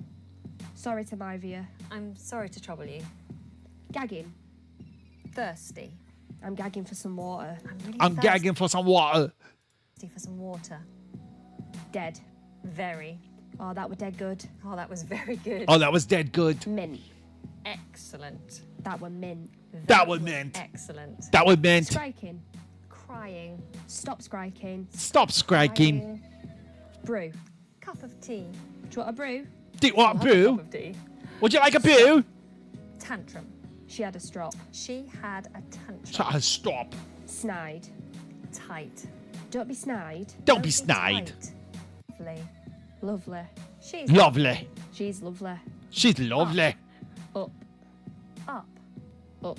Up. You're going up in the world. You're going up in the world. That's Past boring. one. It's All right, a okay. Cora's cute, but let's hear another take on this. Hello, everyone, and welcome back to Love English. Sounds exactly Today, the same. we're going to be looking Is that the at same woman? exploring- That has to be the same woman. Is that the same woman? It's not the same woman. All Hello, right. everyone, and welcome. It's the back to accent Love that threw me English. off. Today, we're going to be looking at pitch being about here. Uh, A Liverpool accent, but speaking in a Manchester accent, I tend to take them a bit lower. And you'll also find that the Manchester accent, most of southern England, the Y on the end of words is said as an E. Funny, pretty, really. In the Manchester accent, this is said as an E. Funny, pretty, funny. real. That's pretty funny. I think that's funny. Don't you think that's funny? I think that's pretty funny. Don't make me angry. I don't want to get really angry. Instead, I would be pretty funny. Really angry. Just try practicing those. All right, 6 minutes. Okay, not sure. Okay, fine. I'm trying to make fun of Matthew's accent and not sure. It's just like, no, you got to program. You got to program. Why aren't you done programming? Okay, fine. All right, all we're going to do is just make sure that this breakpoint hits. That's all we're doing. I mean, we accomplished quite a lot tonight, actually, if you ask me. Really, this was a learning experience. If you that's what this was all about. It wasn't just about learning. It was also about spending time together. Right? old friends, Matthew, not sure, Addie, all together in the same chat room with a couple of people that are like, there's like 5 people in the room that aren't saying anything. You know, it's like all of us, like the 2 strangers listening and us just kind of all hanging out. Not sure is PM. Yeah, I know. Not sure is the project manager tonight. He really is. Okay. All right. Let's play this. I'm hungry. So when I traveled, I think I mentioned this last night, but I lost weight. And so I'm like trying to like make a conscious effort to keep the weight off, and I'm trying to lose even more. Like I'd like to get under 200. I don't want to talk too much about how much I weigh, but I'll just say that it is above 200. So I'm trying to get below 200. So I'm like trying to like just, you know, count my calories, which is very easy with ChatGPT these days. So I've been trying to like, you know, manage my weight a little bit more, but I'm hungry now. So I think I have enough in reserves for a piece of peanut butter toast. I just want a little something to just have something in my stomach so that I'm not going to bed hungry. Okay, let me see what happens. Okay, perfect. We got this. Boys, we're in a good position. Okay, so base NPC should just print it out. Oh, wait. Yeah, so basically every NPC on the map printed this out. This is where it gets tricky though, because we run into the same problem. This is what we talked about, where like now every gun on the map every NPC is going to have to register every gun shot on the map. And it's going to have to do that square root distance. Hey, I understand more now what I understand more now what a shared pointer in C++ is. Yeah. Hey, if you guys want more C++ lessons, let me know. I'm happy to talk about I'm happy to talk about C++. I'm happy. Okay. I mean, I don't even want to say we have some groundwork. We have like I would consider this a proof of concept. But we have to figure out how to scale this down. It's interesting that like this is actually a much more like having the NPC react to a gunshot it's a much more complicated problem than I originally envisioned. And I like that. I like that. Now, mind you, I've been talking for like 80% of the stream, and we've gotten nothing done. We've gotten very little done. But but it actually is it's more complicated than I originally thought it would be, which is interesting. But I was hoping we would use the sound engine. Dude, if you figure out how we can use the sound engine, and we will use the sound engine. I don't know how to use the sound engine though. Like, how can we use the sound engine to do this? I mean,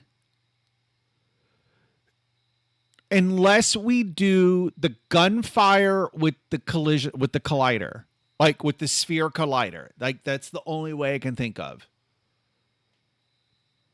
I don't think other objects than the player listener can listen for audio cues via the sound engine. Yeah, that's what I'm thinking. I think the only other way I can think of to do this would be with a spherical collider. And that would require every gun to basically emit the sphere, look at what's inside of it, then call callbacks on everything inside of it.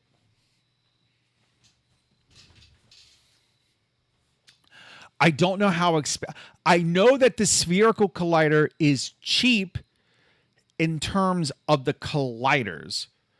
Like when compared to the other colliders, because I think there's like a rectangular collider and then there's a something else collider. I don't remember.